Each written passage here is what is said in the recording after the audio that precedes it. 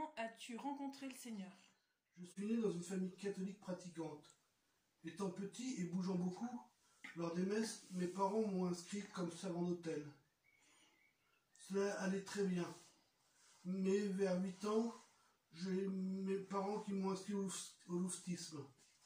Et j'ai eu un aumônier extraordinaire, nous expliquant tout de la messe, pourquoi, comment, quels objets on utilisait, pourquoi. Et ça a été vraiment un moment très enrichissant. Et en plus, il était à l'écoute de chaque question que j'avais.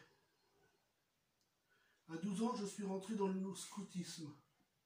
J'avais toujours le même aumônier, mais plus je vieillissais, moi je trouvais d'intérêt à la messe. À 14 ans, mes parents m'ont demandé si je voulais aller avec eux à Lourdes comme hospitalier. Comme je ne savais pas quoi faire à cet âge-là, j'ai dit oui à mes parents. Je les ai suivis. Papa et maman étaient hospitaliers depuis une dizaine d'années avec le diocèse de la Mayenne. Arrivé sur place, le responsable m'a mis comme brancardier pour m'occuper des enfants de 4 à 7 ans, à 10 ans. Et là, j'ai vraiment pris conscience de mon utilité. Je les emmenais partout dans le sanctuaire, en les voyant rire. Je voyais l'image de Marie avec leur sourire. Avec eux, je suis allé dans les piscines, je suis allé voir les films, je suis allé à la messe, bien sûr. Nous suivions des cérémonies avec un certain avantage, étant donné que les enfants avaient toujours la primauté sur tout. Donc, voilà.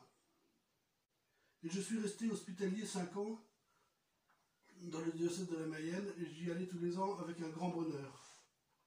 Et après, arrivé à 18 ans, j'ai fait l'armée, et au retour de l'armée, je me suis marié, du moins, j'ai travaillé un petit peu, et après je me suis marié, et là ma femme m'a fait connaître la communauté de l'Emmanuel, où j'ai trouvé là une autre expérience, et vraiment la joie que je cherche partout. C'est-à-dire que là, avec la communauté de l'Emmanuel, nous avons les enseignements, la louange, les temps de prière, l'adoration. Nous avons des maisonnées, et c'est vraiment ce que je recherche. C'est vraiment un besoin. La dernière petite chose pour cette question-là, c'est j'ai eu un cadeau énorme de ma maman, qui avait fait une statue, ma maman, sculptée de la terre cuite. Et un jour, elle revient de son atelier, et pas contente, avec une statue, pas contente. Elle la trouvait pas belle, elle était pas contente de son travail, et elle avait décidé de l'acheter. Et je lui ai demandé de ne pas l'acheter, parce que elle avait un sourire, cette statue, elle avait de la Vierge à l'enfant, qui était vraiment extraordinaire, vraiment très très belle.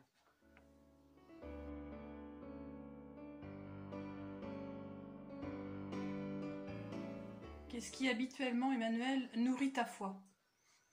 Ce qui nourrit ma foi, tout d'abord, c'est l'Eucharistie.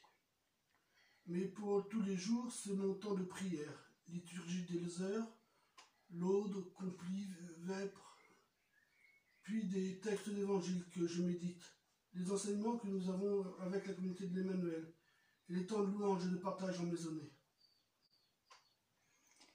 Et quel est le lieu de foi qui te parle? En fait, je vais tricher, je vais en prendre 2. J'ai tout d'abord l'île Bouchard, où Marie est apparue à 3 jeunes enfants. Originaire de la Vienne, limite Indre-et-Loire, nous allions en pèlerinage à l'île Bouchard avec mes beaux-parents, qui étaient amis avec Jacqueline, une des voyantes. À chaque fois que je voyais Jacqueline faire son signe de croix, elle avait un sourire et une paix intérieure qui me laissaient sans voix. Mais à l'île Bouchard, Marie m'a offert un très beau cadeau. C'est pourquoi j'ai une dévotion très particulière à Marie, à l'île Bouchard. Le dernier lieu est l'abbaye bénédictine de Randol. J'aime beaucoup venir m'y retrouver.